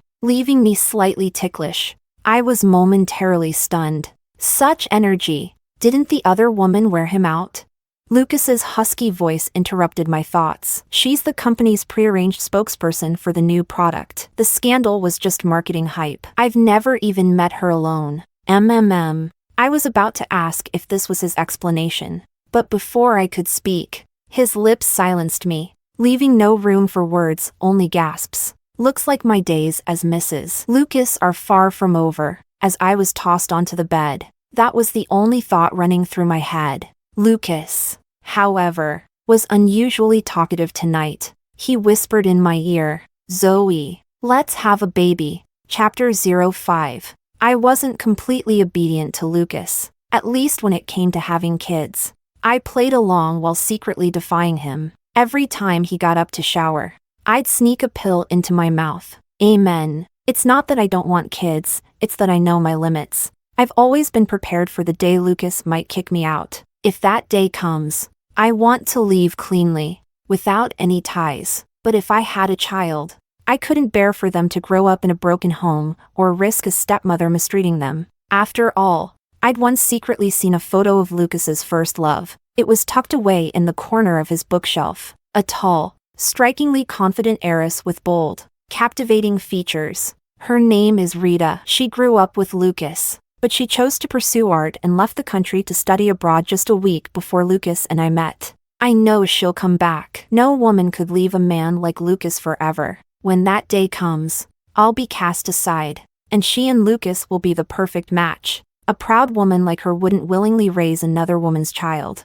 I have to protect my future children. The sound of the shower stopped abruptly, and I quickly hid the magazine, closed the drawer, and covered the pill box before sliding under the covers. Blushing, I called out softly, "Honey, you're so fast." "Oh, are you saying you weren't satisfied just now?" Seeing Lucas's expression darken dangerously, I wanted to slap myself. After nearly an hour of intense activity, I was utterly exhausted. If this is what he calls quick, then, no. I meant the shower. You're done. So now it's my turn. I practically crawled into the bathroom, turned on the shower, and hoped the water would drown out the awkwardness. But Lucas followed me in. I was so done. Yet, Lucas didn't look insatiable this time. He looked furious. He reached out and turned off the water, towering over my trembling form. He stared down at me. "Zoe, do you really not want to have my child?" In his hand was the pill box I'd hidden. "If I said it's vitamins, would you believe me?" I feigned shock and spat out the lie without hesitation. Unfortunately, Lucas wasn't an idiot. He stared at me for a long moment, then tossed the pill box aside and walked out. Chapter 06. Lucas had been staying in the country recently, yet he rarely came home. I knew we were in the middle of a Cold War. Given that I was living off my benefactor, the least I could do was not make him angry. I debated whether I should apologize first. But Lucas came home that afternoon. Behind him, a bodyguard carried a large designer gift box. He placed it in front of me and opened it. Inside was a white ballet-style evening gown. For a moment, I wanted to bolt out the door. I had overlooked one thing: Lucas, as a powerful CEO, could easily hire a private investigator to dig up my entire past. Was this his way of punishing me, forcing me to remember those dark and hopeless days? Lucas's expression remained as calm as ever. "There's a cocktail party for the product launch. To clear up the rumors about me and the spokesperson, I need my wife to attend with me." I snapped back to reality. Subtle revenge wasn't Lucas's style. In the business world, he was known for being decisive and ruthless. And when we first met, he didn't need an investigation to see how down and out I was, yet he still chose me. Didn't he? Seeing my hesitation, Lucas's sharp brows furrowed slightly. "I think this dress suits you well. If you don't like it, I'll have someone bring other options." I immediately hugged the dress and flashed a flattering smile. "I love it. You have great taste. Honey, try it on." I also had shoes picked out to match. After sending the bodyguard away, Lucas fixed his gaze on me as I changed. Even though we'd been married for years, I still blushed under his stare. The moment I touched the gown, memories surfaced. Wearing a ballet dress and standing under the spotlight had always made me feel like a swan. Attending high-end events was part of my duty as the CEO's wife. I couldn't afford to look out of place. This dress, with its ballet-inspired design, gave me an air of poise and confidence. His taste was impeccable. The gown had a white base with silver sequins. The deep V-neck was elegant without being vulgar, and the layered tulle skirt added texture and sophistication. Paired with sparkling, strappy heels, I felt elegant and radiant for the first time in a while. Straightening my back, I lifted my chin. Standing in front of the mirror, I instinctively posed like a ballerina. Lucas's eyes burned as he watched. His voice turned husky. It suits you perfectly. You really do have great taste. Honey, I complimented him. The Cold War turned into a heated battle in bed. If it weren't for the party looming, I doubted he would have let me go so easily. Chapter 07. At the gala, I arrived arm in arm with Lucas, who was dressed in a sleek tailcoat. Naturally, we became the center of attention. Is that the CEO's wife? She looks so plain. Must be from an ordinary family, right? She's just mildly attractive. To climb into a real wealthy family, she must have used some tricks. The CEO and Rita are a much better match. I heard Rita is coming back soon. This marriage might be over. The malicious stares and whispers around me made me uncomfortable. Lucas silently took my hand, gently rubbing my wedding ring. That small gesture had a calming effect. Like magic, the spokesperson nodded politely at us from afar, her expression neutral and distant, silently dispelling the rumors about her and Lucas. When Lucas's assistant approached briskly, I let go of his hand understandingly. I need to greet someone. Find a quiet spot to rest and wait for me, he said. Lucas strode away. Tall and elegant, just his silhouette felt like the kind of unattainable moonlight I could never hold on to. Sandra appeared out of nowhere and patted my shoulder. She smiled warmly. As usual, I know you're not used to these events, since Lucas and I have to socialize. Your mother and sister said they'd keep you company, and I agreed. Mother-in-law, go ahead and take care of business. I smiled politely. Not far away, the mother and sister who had haunted my nightmares were approaching. I hadn't seen them in 5 years since marrying into wealth, worlds apart from their reach. At most, they'd occasionally try to undermine me through social media, which barely affected me. But now, dressed in fine clothes, they clearly had Sandra's support. I didn't feel upset or anxious. Instead, I was surprisingly calm. Well, look at you, little sister, turning into a phoenix perched high above, Nicole said, her smile dripping with venom. Her face had grown harsher over the years. But have you heard? Rita's coming back, Lucas's childhood sweetheart. You're nothing but a placeholder, soon to be discarded. Ha! And showing up to a high-end gala in a ballet dress? Don't tell me you think you can still dance. I glanced briefly at her empty skirt hem and smirked without responding. Their faces instantly darkened. Mom lowered her voice, but it was still sharp. Zoe, you're nothing but a disgraceful ingrate who doesn't deserve love. If I were still a teenager, those words would have shattered me. But now, I couldn't care less. Ignoring Mom, I leaned down toward Nicole. Sister, you got all of Mom's love. I'm so envious. But can love make your legs grow back? Blunt and straight to the point. My words hit Nicole where it hurt the most. Her heavily made-up face twisted in rage, and she clawed at me, trying to grab my hair. Unfortunately for her, I took a step back, leaving her helpless. I raised a finger to my lips in a silent gesture. Making a scene here will get you thrown out. With that, I turned and walked away. I was sure my retreating figure resembled that of a victor. Only the growing dull pain in my stomach broke the illusion. Once out of sight, I curled up like a shrimp, just like the day I first met Lucas. Pathetic and helpless. Chapter 08. When my mood hits rock bottom, my stomach aches. My friend, Olivia, is a doctor. She once told me it's a psychosomatic reaction. We were in the same dance class. She witnessed firsthand how that mother and daughter treated me and still chose to be my friend. She's the only one. She said, Zoe, don't push yourself too hard. Call me if it gets unbearable. So,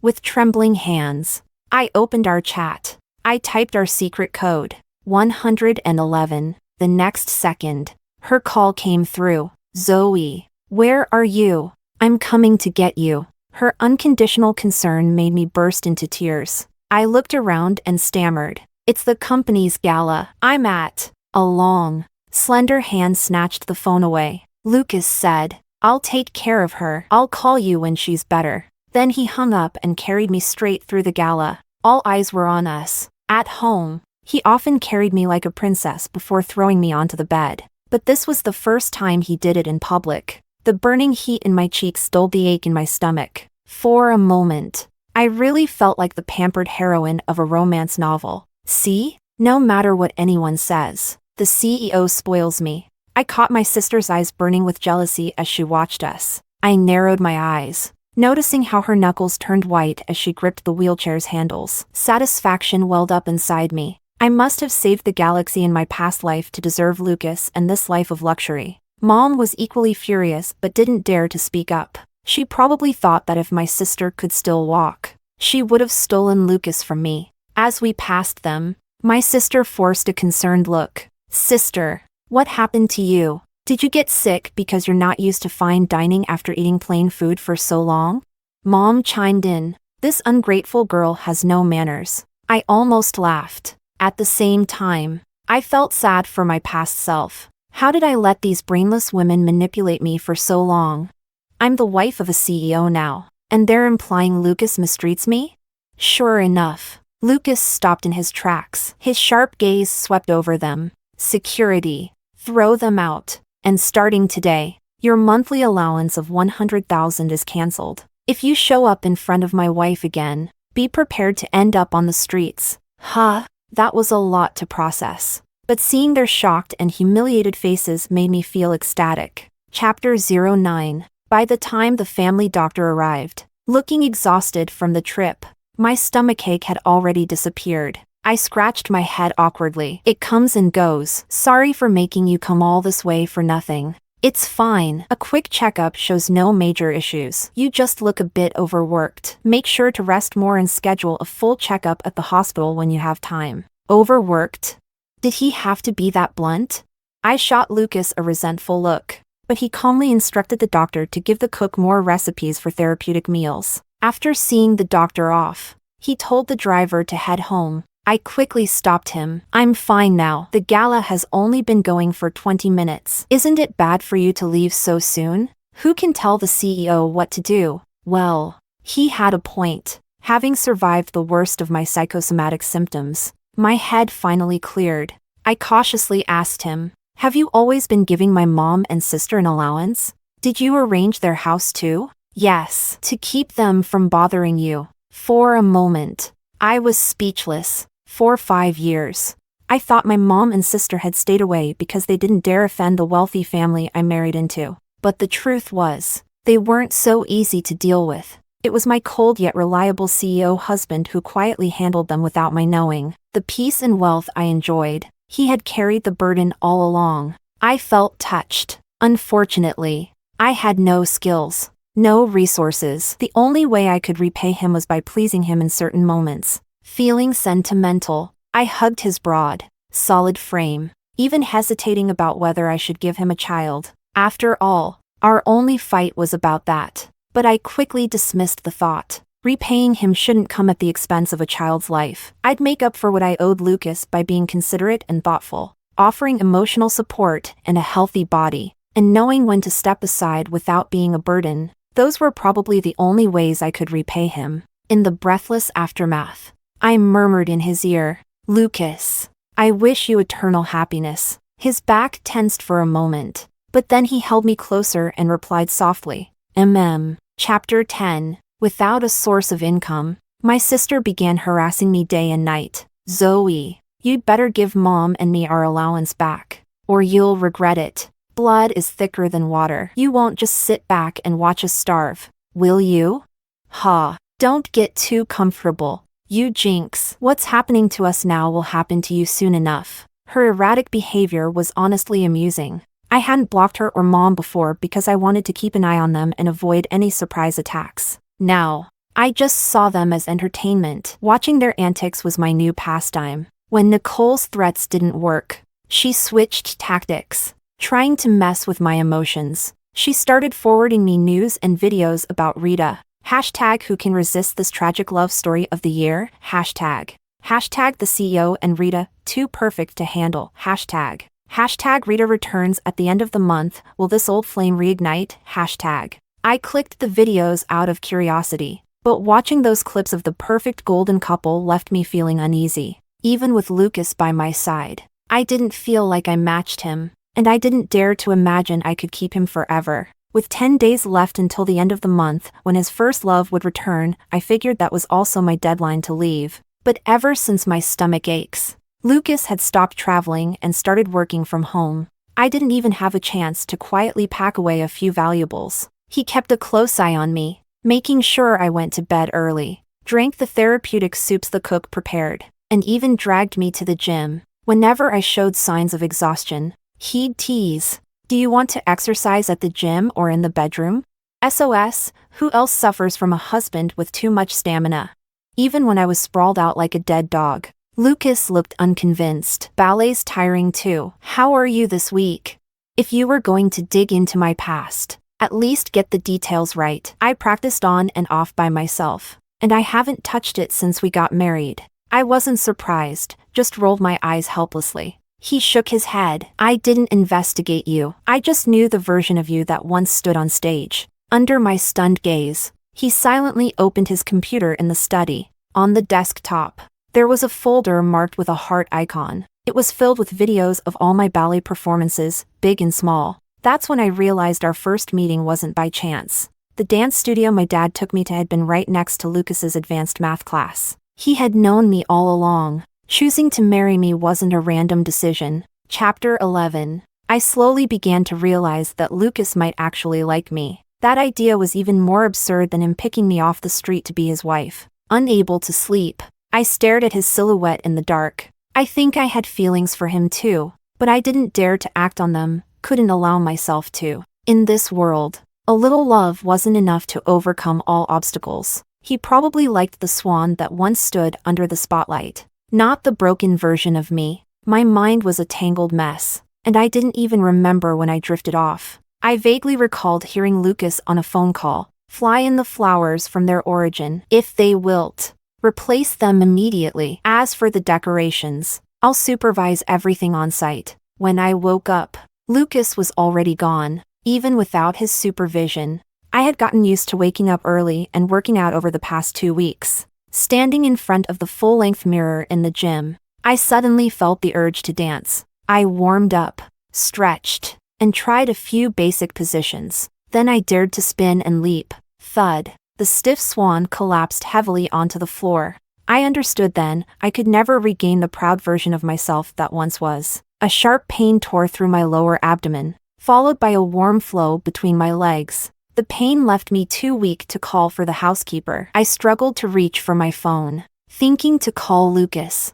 but a message from my sister popped up first. The company spent a fortune booking Rose Manor. They're planning the wedding of the century. Do you think it has anything to do with you? Good luck, little sister. You'll soon be nothing but a stray dog. Don't think about coming home to freeload. We don't have a room for you anymore. The news matched Lucas's earlier phone call. Right now, in the company, only Lucas had the qualifications to host such a grand wedding. And after 5 years of marriage, all I had with him was a certificate, nothing more. His first love, Rita, was coming back, and the wedding of the century was already in motion. Don't be greedy. You always knew he wasn't yours. He was busy planning his wedding. I couldn't interrupt him. So, I opened Olivia's chat and sent 111, along with my address. I guess I wasn't that sad. The tears were just because of the pain. Chapter 12. Olivia took me to the hospital. After a series of tests,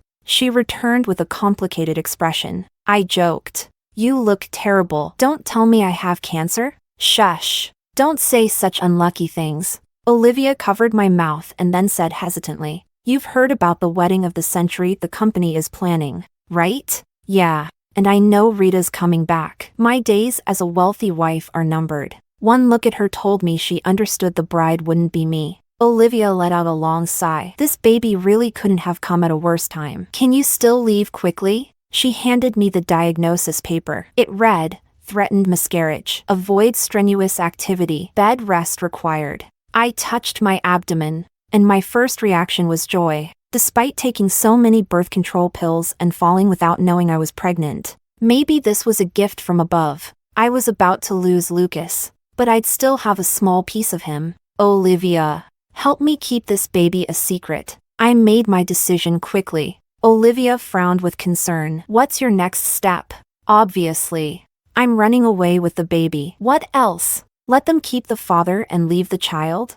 I immediately booked a flight for tonight and started liquidating the assets Lucas and Sandra had entrusted to me over the years. I'm not greedy, but babies are expensive. Shamelessly, I'll take a little extra for formula money. I took a taxi home, left the signed divorce papers in the bedroom, and quietly headed to the airport. Olivia wanted to see me off, but I refused, saying it wasn't good for a pregnant woman to cry. Goodbyes should be silent, whether it's friendship or hopeless love. Just before I turned off my phone on the plane, the company's official page posted teaser photos. A 1,000-acre estate filled with fresh roses, romantic crystal chandeliers lighting up the night sky, and a long red carpet stretching from the gardens to a grand chapel. Bitterness welled up, and my eyes stung. Pregnant women shouldn't let their emotions fluctuate. No more looking, muttering to myself. I turned off my phone. People should know their place. A broken swan doesn't deserve a prince.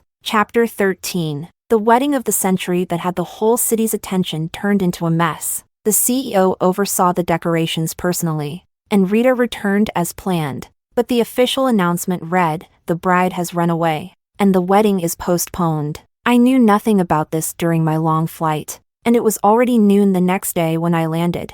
Running away with a baby meant I had to go far enough to avoid any ugly custody battles if the truth came out. To book a place to stay, I reluctantly turned my phone back on. It buzzed nonstop for almost 30 seconds. Over a dozen missed calls and 99 plus unread messages. All the calls were from Lucas, and most of the messages were from him too. The usually concise Lucas had sent messages from last night until just moments ago. Here's a joke for you, someone's bride ran away the day before the wedding.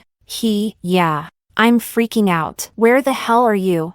Zoe. Don't even think about running. No matter where you go, you can't escape me.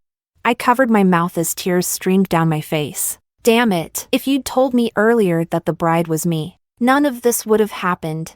Just then, my phone rang. I answered, and his tired yet elated voice came through. Zoe. Olivia already confessed. My flight lands in 20 minutes. You'd better be there waiting for me. Will you wait for me? Okay. If the person I love loves me back. Hesitating for even 1 second would be ridiculous. While waiting for Lucas at the hotel outside the airport, I scrolled through unread messages. Sandra, crying cat meme. JPG. Sandra, Lucas has been longing for his wife for over a decade. How could she run away? Sandra, I should have pressured you harder about having a baby. With a child, you'd never leave him. Me, confused black guy meme. JPG. There was also a friend request from Rita, the so-called first love adding me. My heart sank, and my hand trembled as I hit accept. Rita, sister-in-law, I came back to attend your wedding with my brother. You can't ditch us now. Rita, I told him to confess to you ages ago, but he said he wasn't strong enough yet. Rita, he finally got the girl of his dreams, and now she's run away. Please, I'm begging you. Sister-in-law, my brother really loves you. Give him another chance. WTF?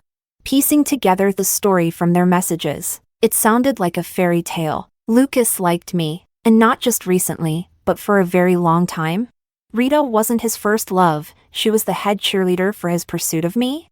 My head spun with questions that only Lucas could answer. But at this moment, there was no bitterness in my heart, only sweet anticipation. Chapter 14. Olivia called. Zoe, I swear I didn't mean to betray you. But Lucas completely lost it. It was like if he couldn't find you, he'd make the whole world dig to the center of the earth. Her description was so vivid that I burst out laughing. Looks like we all guessed wrong. Turns out I'm the bride. The company's official account already posted the wedding invitation, Zoe Lucas. What's left to guess? Olivia sounded relieved. You two were clearly meant to be. I didn't dare bring up how much you loved and depended on him before, in case you couldn't handle losing him. But now I know he loves you too. I'm so happy for you, Zoe. I didn't say anything about the baby. That's your news to share. After hanging up, my heart was a whirlwind of emotions. Were my feelings for him really that obvious? A mutual love. It feels like I finally have my fairy tale romance. As for the messages from my mom and sister, I didn't even bother reading them. They were either insults or jealous comments, hoping to see me fail. I just wanted to see him soon, to tell him we were having a baby, to hold him and never let go. I stopped by a gift shop and bought a big ribbon. I tied it loosely around my waist, imagining the moment I saw him. I planned to proudly stick out my stomach and say, "Here, this is your gift." With those sweet fantasies in mind, I drifted off to sleep. Then, I woke up to soft, familiar kisses. Lucas's face was only an inch away from mine. His eyes were red, and he hugged me tightly, his voice hoarse. "I'm never letting you leave me again." "Well, you can't. I don't want to fight a custody battle with you." I placed the ribbon over my stomach. "Look, it's our love's gift. You're pregnant?" Lucas looked completely shocked. When I nodded, he dropped several reverent kisses on my stomach. He murmured softly to himself, "Good, good, baby. You arrived at the perfect time. Now your mom will never leave me." Chapter 15. From Lucas, I finally learned the full story. The ballerina he saw as a teenager became the light of his life. He hadn't always been so confident, with an absent father who had cheated and left. Lucas took his mother's surname. He grew up with wealth and privilege, but also the immense pressure of being the heir to a billion-dollar corporation. Every word and action was scrutinized by his family. He saw me in my brightest moments, dancing on stage, but also witnessed my most broken ones, bullied by my mother and sister. Yet, trapped in the back seat of a luxury car, he couldn't protect the girl he loved. So, once he successfully took over the company, he raced to find the love he'd lost. Straight out of a romance novel. I said, "Are you sure? I can't dance anymore. My only talent now is eating and lazing around." Lucas held me tightly, his eyes locked on mine. "If I wanted someone who could dance, that'd be easy to find. I only want you. Love and affection are never without reason." He said he loved my resilience, my compromises, and every part of who I was. And so, a week later, the wedding of the century finally took place. Only close friends and family attended. All uninvited guests were kept outside, including my mother and sister. Nicole screamed hysterically, "Let me in! She's my sister, why can't I be at her wedding?" Mom cried dramatically, "Zoe, I was wrong before, but now that you're living well, you can't just abandon us." Her tears might have looked real if not for the calculation in her eyes. But no, I'd never forgive them. If it weren't for them, I wouldn't have lost my dad or given up on ballet. Thankfully, life has more than one path. Though my body is no longer fit for ballet, my strong foundation allows me to teach. Passing my dream on to the next generation is its own kind of fulfillment. As the pure white wedding car passed them, I tossed out a card. "The minimum alimony will be deposited on time each month. If you're not satisfied, sue me, my lawyer is ready. And don't show your faces again, or I'll make your lives hell." The two of them trembled with rage but cowered under Lucas's dangerous glare. In the end, they picked up the card and left with their tails between their legs. Since we were legally married now, I figured it was fine to act a little high and mighty, right? Chapter 16. In the vast rose manor, down the long red carpet, he walked step by step toward me. The sparkling crystal chandeliers couldn't compare to the light in his eyes. Sandra, rarely seen shedding tears, took Lucas's hand and placed it in mine. "Zoe, from now on, I'm your mom too. If Lucas ever treats you poorly, don't even think about running, just come to me, and I'll take care of him." Rita, holding hands with her foreign girlfriend, beamed brightly. "The couple I've been rooting for is finally together." Olivia, acting like a proud mother, kept nodding approvingly. "Zoe, you have to stay happy forever, surrounded by love and happiness." I thought I saw my father's figure. He waved at me and pointed to a shining star in the sky. "The past may be dark and untouchable, but the road ahead is bright and full of hope."